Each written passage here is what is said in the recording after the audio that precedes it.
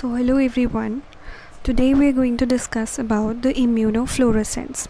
So immunofluorescence एक ऐसी technique है जिसमें कि हम फ्लोरोसेंट लेबल्ड एंटीबॉडीज़ का यूज़ करते हैं ताकि हम अपना जो स्पेसिफिक टारगेट एंटीजन्स है उसको आइडेंटिफाई कर सकें. So it is used to measure the concentration of the antigen by the intensity of fluorescence produced by those antibodies. So fluorescent molecules क्या करते हैं, लाइट को एब्जॉर्ब करेंगे, पर्टिकुलर वेवलेंथ की लाइट को एब्जॉर्ब करेंगे एंड अनदर वेवलेंथ की light को वो एमिट करते हैं. मान लो कि उन्होंने कम वेवलेंथ की लाइट को एब्जॉर्ब करा और ज़्यादा वेवलेंथ की लाइट को वो एमिट कर रहे हैं. सो अगर कोई एंटीबॉडी मॉलिक्यूल को हमने टैग किया फ्लोरोसेंट डाई या फ्लोरोफोर के साथ में, सपोज़ कि ये एंटीबॉडी है. सो इस तरीके से ले लेते हैं कि ये आपके पास क्या है, एक एंटीबॉडी है एंड इस एंटीबॉडी को हमने क्या किया, we have tag it, this is the tag fluorescent tag. ये क्या है, हमारा फ्लोरोसेंट टैग है. अब इस एंटीबॉडी को हमने क्या किया, किसी फ्लोरोफोर से या फ्लोरोसेंट डाई से हमने उसको टैग कर दिया. टैग करने के बाद क्या होगा, immune complex containing these fluorescently labeled antibodies can be detected by colored light emission when excited by the light of appropriate wavelength. तो अब ये जो एंटीबॉडी है जिसके ऊपर कि हमने ये टैग लगाया था, ये क्या करेगी, पर्टिकुलर टाइप के एंटीजन के साथ में बाइंड करेगी. एंटीजन एंटीबॉडी का क्या बनेगा, कॉम्प्लेक्स बन जाएगा एंड फिर वहाँ पे फ्लोरोसेंस दिखाई देगी because of the presence of this fluorescent tag. Now so antibody के जो मॉलिक्यूल्स होंगे they are bound to the antigen. जैसे वो एंटीजन के साथ बाइंड करेंगे उसको आप विजुअलाइज कर सकते हो क्योंकि जो हमने टैग लगाया है वो फ्लोरोसेंट होगा, उससे लाइट दिखेगी. इस टेक्निक को इम्यूनोफ्लोरोसेंस बोलते हैं एंड यहाँ पर मोस्ट कॉमनली यूज जो डाइज है वो है फ्लोरोसीन और रोडामीन. सो अगर मैं बात करूँ फ्लोरोसीन की ना, तो फ्लोरोसीन एक ऐसी फ्लोरोसेंट डाई है जो कि एमिट करती है इंटेंस ग्रीन फ्लोरोसेंस. ये क्या करती है, ग्रीन फ्लोरोसेंस को एमिट करेगी जब इसको आप ब्लू लाइट से एक्साइट करोगे. ब्लू लाइट से अगर आप इसको एक्साइट करते हो तो वो ग्रीन लाइट एमिट करेगी. ठीक है. अगर मैं बात करूँ रोडामाइन की, रोडामाइन जो है वो एमिट करती है डीप रेड कलर की लाइट यहाँ पे एमिट होती है जब आप उसको एक्साइट करोगे ग्रीन या फिर येलो लाइट से. सो इम्यूनोफ्लोरोसेंस दो टाइप की हो सकती है, एक होती है डायरेक्ट और एक होती है इनडायरेक्ट. डायरेक्ट में क्या होता है कि सपोज़ डायरेक्ट की अगर मैं बात करूँ कि ये आपके पास क्या हो गई, ये आपके पास हो गई एंटीबॉडी. ठीक है, ये एंटीबॉडीज़ हो गई एंड यहाँ पे आपके पास एंटीजन्स पड़े हुए हैं, दीज आर द एंटीजन्स. सो अब क्या होगा, ये आपकी हो गई डायरेक्ट. यहाँ पे ये जो एंटीबॉडी है ये आप मत भूलिए कि ये एंटीबॉडी जो है वो फ्लोरोसेंट टैग इसके ऊपर लगा हुआ है. ठीक है, और ये हमारे पास प्राइमरी एंटीबॉडीज़ हैं. अब ये क्या करेगी, एंटीजन के साथ में बाइंड करेगी एंड यहाँ पे जैसे ये बाइंड करेगी तो आपको इन फ्लोरोसेंस दिखेगा. यहाँ पे ये जो हमने टैग लगाया था वो चमकेगा, उसमें से लाइट एमिट होगी एंड आपको पता चल जाएगा कि आपका टारगेट एंटीजन है या नहीं है. सो इन डायरेक्ट मेथड में क्या होता है कि जो स्पेसिफिक एंटीबॉडी होती है वो directly conjugated with the fluorophore, उसके ऊपर फ्लोरोफोर लगा हुआ है. Whereas the indirect fluorescent antibody method the primary antibody is unlabelled. Okay, so अब मैं आपको सेकेंडरी वाला बता देती हूँ.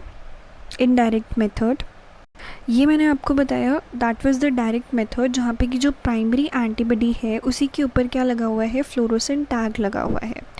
बट क्या होता है कि अगर आपको कई केसेस ऐसे होते हैं जहाँ पे कि आपको प्राइमरी एंटीबॉडी से रिज़ल्ट नहीं मिल रहा है तो हम सेकेंडरी एंटीबॉडी का यूज़ करते हैं।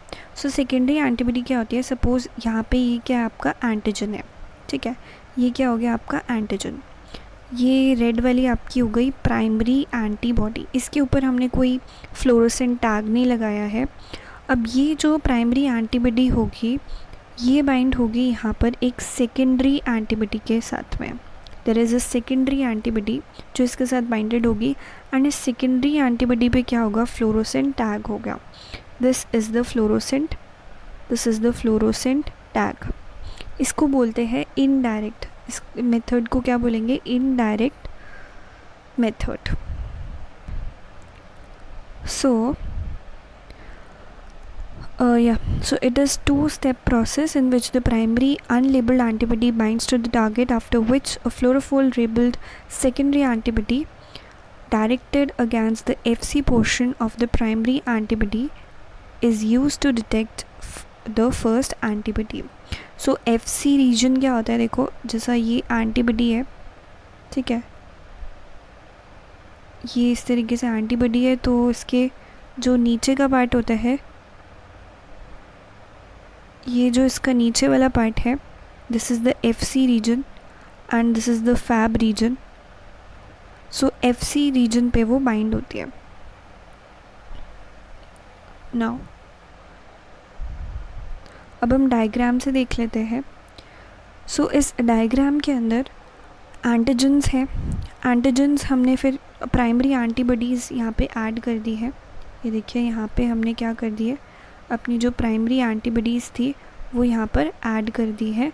अब ये प्राइमरी एंटीबॉडीज़ हमने ऐड करी तो वो एंटीजन के साथ में जा कर के, यहाँ पे एंटीजन्स थे ब्लैक वाले, उसके साथ जा कर के ये बाइंड हो गई थी। नाउ अब हमने क्या किया है, ये जो एंटीबॉडीज़ है वो आपने देखा यहाँ पे लेबल्ड नहीं है, तो अब हमने fluorescent dye tag secondary antibodies को ऐड किया है। सो ये हमारी प्राइमरी एंटीबॉडी थी एंड ये हमारी क्या है, सेकेंडरी एंटीबॉडी है, जिनके ऊपर की ये टैग्स लगे हुए हैं, फ्लोरोसेंट टैग्स लगे हुए हैं, हमने वो ऐड करे हैं। सो यहाँ पे जो फ्लोरोसेंट tagged antibody है that will recognize the primary antibody and it will bind to it, it will bind to it. So यहाँ पर क्या हो सकता है, multiple secondary antibody bind कर सकती है, bind a single primary antibody, and this provides signal amplification by increasing the number of fluorophore molecules per antigen. सो अगर आपको कोई फ्लोरोसेंस नहीं दिख रहा है, यानी कि आपका जो रिज़ल्ट है दैट इज़ नेगेटिव। नाउ अगर हम बात करें applications of immunofluorescence, so immunofluorescence को हम यूज़ कर सकते हैं टिश्यूज़ पे या सेल सेक्शंस में to determine presence of different biological molecules, जैसे कि proteins, carbohydrates, lipids etcetera. Also they are used in molecular biology for visualisation of cytoskeletons such as the intermediate filaments, and उससे हम autoimmune disorders को भी detect कर सकते हैं। It can also be used with some non-antibody methods of fluorescence staining, जैसे कि हम यूज़ कर सकते हैं DAPI to label the DNA.